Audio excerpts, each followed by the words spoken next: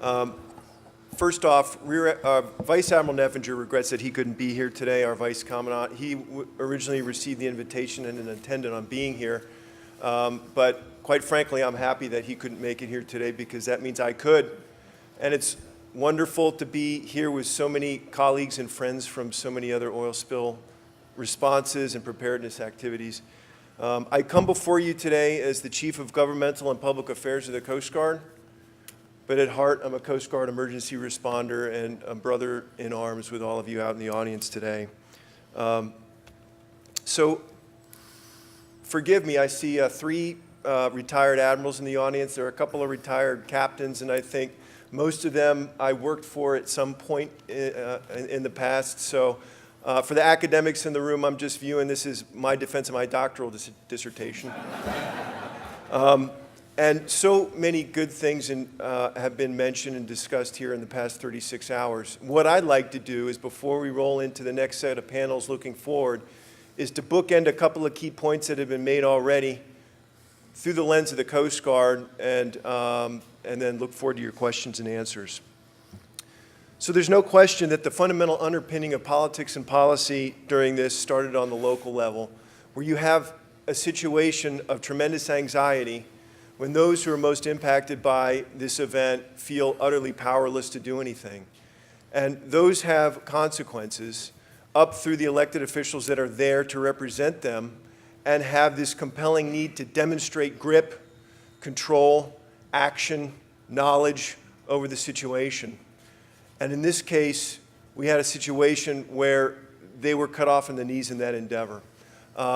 When we have an uncontrolled well release, deep water, that requires a highly technological intervention that has to be conducted by the oil company that is responsible for that spill, that creates, as we talked about, this cognitive dissonance of how this situation could be this way, and how on earth are we in this position where we have to rely on that entity to actually fix the problem for us.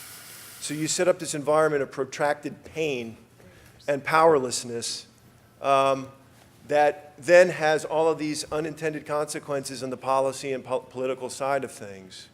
So you start with that basis, and that gives us the challenges and these iconic photos that some of you lived personally through, but we all certainly saw day to day, every single day for months on end in the media.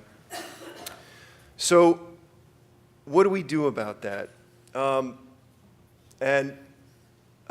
Rayfield mentioned a few things that I'd like to address personally, and many of you have as well, is that we need to find, or the way forward involves us finding that trade space within the National Contingency Plan to integrate the local entities that are most impacted by the spill, and those political leaders who have to demonstrate leadership and a degree of control over it into the NCP structure.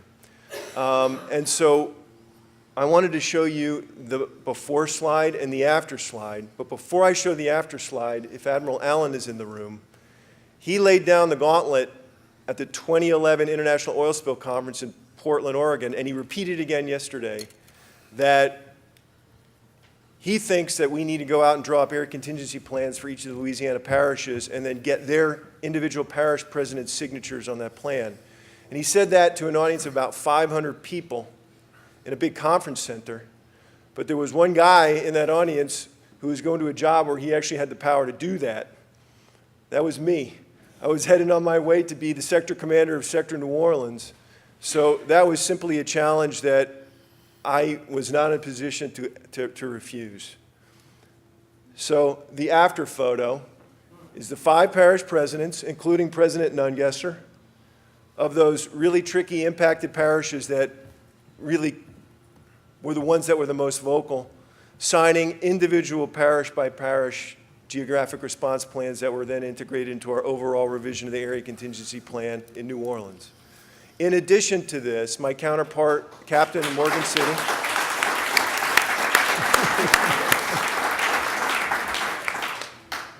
my counterpart in Morgan City did a similar thing for all of the coastal parishes up through Cameron Parish, which constituted our entire area of responsibility. Folks, it can be done. We can have the attention of our elected officials and political appointees in between the oil spills if we make it a priority. We made it a priority. It was a lot of hard work and arm twisting. But from then to here, we have 900 identified geographic response plans. Folks said it couldn't be done. The ISPR said we had to do it. So we went ahead with the support of the state of Louisiana. Roland Guidry and his successor, we got it done. And I think that's a huge step in the right direction. That's being reinforced and recreated across the Coast Guard locally at our captain of the port and federal on-scene coordinator, sector commander structures, with a lot of hard work from petty officers and junior officers and civilians in order to make this all work. So progress most definitely has been made.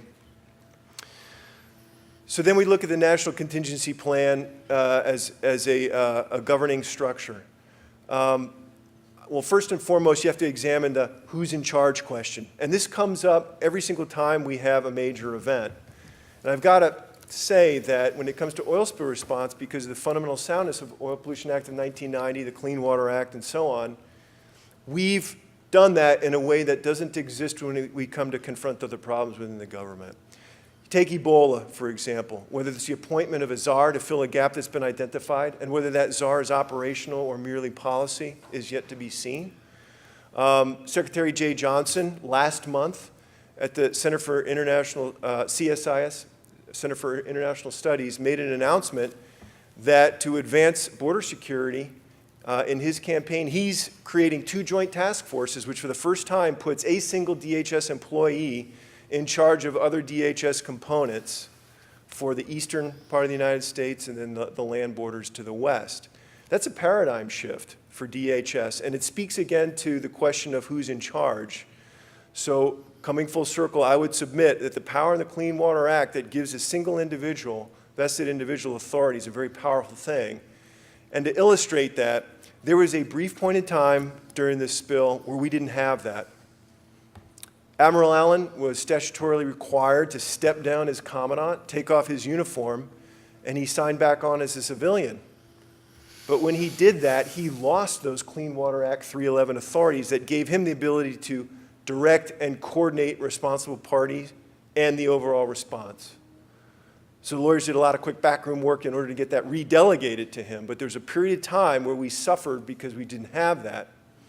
And as a further illustration, when we were talking about well control in these incredibly time-compressed periods where the science team was examining all the details and safety mechanisms and risks of this, it became a real problem because you'd have individuals with a great deal of expertise that were directing on their own BP to take certain actions at that wellhead.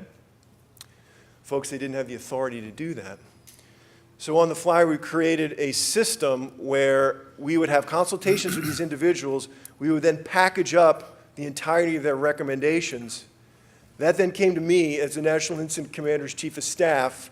I then farmed that out to the White House where it went through the cabinet. I got independent verification, validation of that from cabinet officials. I got it back, made the edits, and sent it to Admiral Allen for his signature because he was the only individual who was really vested in that community with the authority to act. It's really important to pay attention to jurisdictional authorities when we do these sorts of things, and that's a fundamental underpinning. So we look at the demands that existed beyond the National Contingency Plan that we encountered. We've talked about these: mental health, the need to monitor long-term the responders themselves.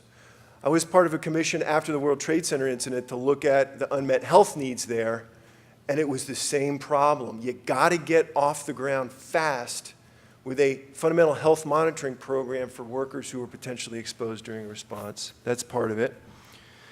Food safety and fisheries, we talked about. The claims, the creation of the $20 billion claims fund, which was kind of extra NCP because it was stripped away from the National Pollution Fund Center to do that, was another example.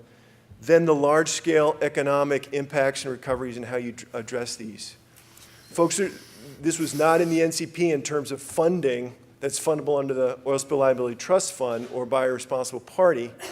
So that then required the National Incident Commander to go out and others for individual asks of BP for money compartmentalized to do these certain things because, quite simply, society demanded it. So that's still a wide gap that we need to close and are working on through the NRF in coordination with the NCP to make sure that these are manageable. Now, we did it under the NIC staff by creating a task force, basically. For every compartmentalized problem we had, we created an individual work group, whether it be the flow rate technical group, a group to examine R&D ideas that came in, and so on and so forth, in order to farm those out and manage those. So that's a gap that's being closed. So the Coast Guard and the response community have been hard at work since then. I gave you this one example. But in terms of doctrine, we've been capturing all the lessons learned and the great things that we implemented during the Deepwater Horizon, which were great things because we actually had that time to adapt because of the extent and the duration of the oil spill. So the Sun's NIC doctrine has been complete and has been revised a couple of times, actually. We've got Coast Guard doctrine in Publication 3 and 3TAC 28 that talk about incident management. We have job aids and watch quarter and station bills for the future. We've been updating our area contingency plans around the country. We have a revised incident management handbook, and with that, some revised incident command system doctrine. And I'll disagree somewhat with Admiral Allen on this one, that ICS is an excellent underpinning. Yes, in terms of scalability, it has to be modified, and it was in many locations. But without that kind of pre-planned planning, pre-process where you had an off-the-shelf way of managing these things, I think we really would have stumbled a lot more. In terms of resources, John Rayfield, thanks very much for your support on this. We've created Admiral Landry's position. We have created incident management teams, which are Coast Guard experts that can fold into somebody else's response under a Federal On-Scene Coordinator's authority to do good things for that incident. They've been working on the southern border for larger DHS equities, so they're capable of doing more than just oil spills. We've created incident management advisor positions in each of the districts to help us with that in a similar way. But I want to make one final point. And exercises. Of course, we continue to exercise, but the important thing is that we do this at the national level with political leaders who tend to rotate with quite a lot of churn, and the lessons learned go out the door with those individuals when they're replaced. So we've had 3 SUNS executive seminars in the past 3 years, mostly focused on the Arctic, but we have another one coming up next year that's going to be an inland oil spill with the EPA in the lead, with the Coast Guard supporting as well, to drive home some of these key lessons on how the NCP works and how they can engage in a more senior level.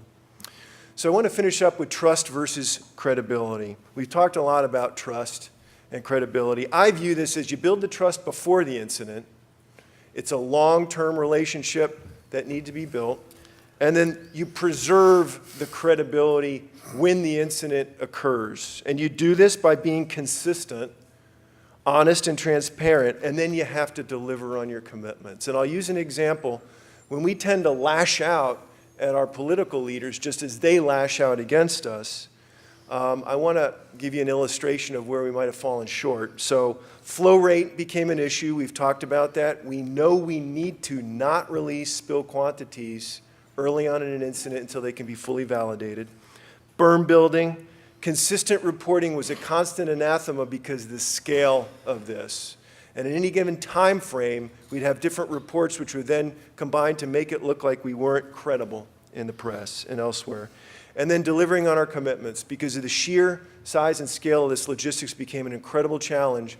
And so when the Federal On-Scene Coordinator talks to the mayor of Grand Isle, who asks for boom in a certain location at a certain time, and the FOSC says, yes, I will have it there, and it doesn't show up, the previous slide is what occurs. The credibility goes down, and guess what? We have a responsibility for that, and we have a control to make it better. So with that, I turn it back to you for questions.